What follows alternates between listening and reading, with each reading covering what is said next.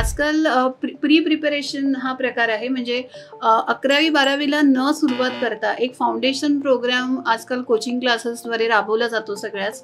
आणि पूर्वी तो 7वी 8वी च्या इयत्तेच्या मुलांसाठी होता, पण हल्ली अगदी 5वी आणि 6वीचे पण बोर्ड दिसायला लागले फाउंडेशन प्रोग्राम. तर हा नक्की काय प्रकार आहे आणि तुमच्या मते कुठली वेळ ही अप्रोप्रिएट आहे ह्याची सुरुवात करण्यासाठी आणि ती का? हो, हा पण अतिशय उत्तम प्रश्न विचारला आहे. हा प्रश्न जितक्या शक्य असतील तितक्या पालकांपर्यंत हा जायला पाहिजे. त्याच्यात सगळ्यात महत्त्वाचं म्हणजे की मी आधी सांगितल्याप्रमाणे मुलाला बोर्डाचा 10वीचा अभ्यासक्रम आणि त्याची 11वी-12वीच्या IIT परीक्षेची सुरुवात ह्याच्यामध्ये जी गॅप आहे ती खूप मोठी आहे. म्हणजे आमच्यासमोर जेव्हा 11वीत नवीन ॲडमिशन घेतलेली मुलं येऊन बसतात तेव्हा त्यांना अगदी बेसिक गोष्टीसुद्धा येत नसतात, ज्या IIT-मध्ये ते ॲझ्युम करतात की या सगळ्या गोष्टी या मुलांना येतच असणार आहेत. त्यामुळे आम्हाला खूप मागून सुरुवात करायला लागते. म्हणजे जे त्यांना 8वीत माहिती पाहिजे, जे त्यांना 9वीत माहिती पाहिजे, जे त्यांना 10वीत माहिती पाहिजे, ते जर त्या 11वी-10वीत भरपूर मार्क मिळवून आमच्याकडची सिलेक्शन टेस्ट क्रॅक करून पण समोर येऊन बसलेल्या मुलाला माहिती नसेल तर आम्हाला सुरुवातीपासून त्याला ते सगळं शिकवावं लागतं. आणि मग 11वी-12वी हा एक टाईम बाउंड प्रोग्राम आहे. तिथे जास्ती वेळ नसतो. आम्हाला खूप शांतपणे भरपूर वेळ देऊन असं त्या मुलाला त्या 2 वर्षात शिकवता येत नाही. म्हणून मग ॲक्च्युली सरांच्याच काळामध्ये सरांनीच हा विचार केला की जर आपल्याला 11वी IIT ॲडव्हान्स कोर्स पेलवू शकणारी मुलं जर हवी असतील तर ती शाळांमधनं डायरेक्ट मिळणार नाही आहेत.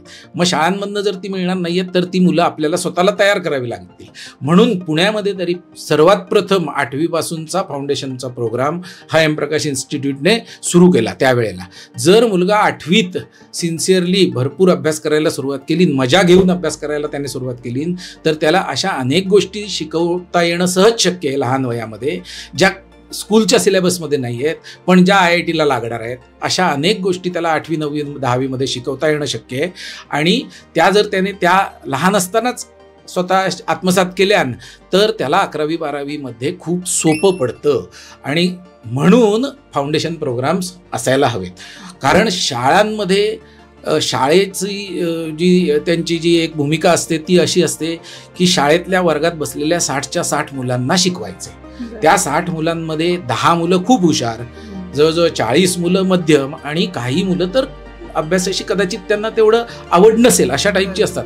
पण त्या वर्ग शिक्षकाला त्या 60 जणांना बरोबर घेऊन जायचं असतं. त्यामुळे ते जे सगळे शाळेचे कोर्सेस डिझाईन केलेले आहेत किंवा पुस्तकं डिझाईन केलेली आहेत ती सगळी माससाठी आहेत, भरपूर मुलांसाठी आहेत, हेट्रोजिनियस मुलांसाठी आहेत. पण जर IIT-त जायचं असेल तर मुलगा अभ्यासात मी म्हटलं तसं त्याला आवड असायला हवी, त्याला सायन्स विषयाची आवड असायला हवी. आणि अशी मुलं जर आपण आधी हेरली आणि तर जर त्यांच्याकडे वेळ जी अवेलेबल असते 8वी 9वी 10वीमध्ये त्याच्यात त्यांना एक्स्ट्रा गोष्टी शिकवल्या आणि त्यांची आवड अजून जास्ती वाढेल कशी याच्याकडे जर लक्ष दिलं तर त्या फाउंडेशन कोर्सेसचा त्या मुलाला खूप फायदा होतो. 11वी-12वीमध्ये तो मुलगा खूप रिलॅक्स राहतो, त्या गोष्टी तो पटापट आत्मसात करतो. आणि म्हणून हळूहळू खाली खाली येत आमच्या इन्स्टिट्यूटमध्ये आम्ही अनेक वर्ष 8वीपासून फाउंडेशन सुरू करायचो. पण गेले 2 वर्ष आम्ही कोविड नंतर इस्पेशली आम्हाला असं वाटायला लागलं की आमच्या 8वीच्या फाउंडेशन प्रोग्राममध्ये जी मुलं येत आहेत त्यांच्यासाठी असणारं प्री-रिक्विजिट पण त्या मुलांकडे नाही आहे. म्हणजे फ्रॅक्शनची 1/2 + 1/3 ही बेरीज सुद्धा 7वी पास झालेल्या मुलाला जर करता येत नसेल तर मग खूप काळजी करण्यासारखी परिस्थिती आहे. म्हणून मग आम्ही 7वीचा 1 वर्षाचा प्री फाउंडेशन प्रोग्राम म्हणून आता गेले 2 वर्ष राबवतोय, ज्याच्यामध्ये आम्ही 8वीत एंट्री घेणाऱ्या मुलाला मॅथ्समधल्या कोणत्या कोणत्या गोष्टी निश्चित माहिती पाहिजे त्यांचे एक भरपूर प्रॅक्टिस आणि भरपूर त्याचं कन्सेप्च्युअल अंडरस्टँडिंग असा आमचा तो आठवड्यातनं 2 दिवसांचा असा एक प्री फाउंडेशन म्हणून प्रोग्राम आहे. ते एक सेपरेट युनिट आहे. म्हणजे प्री फाउंडेशन केलं म्हटल्यावर फाउंडेशन आणि IIT करायलाच पाहिजे वगैरे असं काही नाही आहे. प्री फाउंडेशन करून मुलगा इतर गोष्टी करू शकतो. म्हणजे फक्त 1 वर्षाचा तो कोर्स आहे. पण त्या कोर्स डिझाईन करताना आम्हाला जेवढा अंदाज नव्हता त्याच्यापेक्षा कितीतरी जास्त सक्सेसफुल तो कोर्स झाला. कारण अनेक मुलांचे शाळेतले मार्क खूप वाढायला लागले. त्यांना अगदी 10वीपर्यंत पुरणारे सगळे कन्सेप्ट त्याचे 7वीपर्यंत व्हायला लागले. त्यामुळे तो 7वीचा प्री फाउंडेशन प्रोग्राम. आणि दुसरं म्हणजे या फाउंडेशन प्रोग्रामचं महत्त्व असं आहे की एखादा मुलगा 11वीत गेल्यानंतर पहिले 3 वर्ष IIT JEEचा त्याने अभ्यासक्रम सुरू केल्यानंतर एखाद्या इन्स्टिट्यूटमध्ये लाखो रुपये फी भरलेली आहे, कधी कधी पालक रिलोकेट होतात मुलांसाठी, हे सगळं केल्यानंतर 3 महिन्यानंतर जर तुमच्या लक्षात आलं की अरे हे चुकलंय आपलं, एवढा अवघड कोर्स आपल्या मुलाला जमणार नाही आहे, तर खूप जास्ती नुकसान आहे. जर तुम्ही फाउंडेशन केलं, 8वी 9वी 10वीचा प्रोग्राम केलात, तर कदाचित 8वीतच तुमच्या लक्षात येईल की आपला मुलगा बाबा सायन्स साईडचा नाही आहे, त्याला फार अभ्यास करायला आवडत नाही, किंवा उलट तो कदाचित तिथून जो काही तो ग्रीप घेईल तो अदरवाईज नॉर्मल मेथडमध्ये तो जर ज्या पद्धतीने पोहोचला असता त्याच्यापेक्षा कितीतरी माहिती घेतो. अशी कितीतरी उदाहरणं आम्ही बघितलेली आहेत की 8वीत सहज घ्यायची ॲडमिशन म्हणून घेतली, पण त्यांना तो कोर्स आवडायला लागल्यापासून, त्यांनी अभ्यास करायला सुरुवात केल्यापासून ते जिथे होते त्याच्यापेक्षा कितीतरी पटीने ते पुढे गेले. त्यामुळे खूप आधी सुरुवात करायला हवी.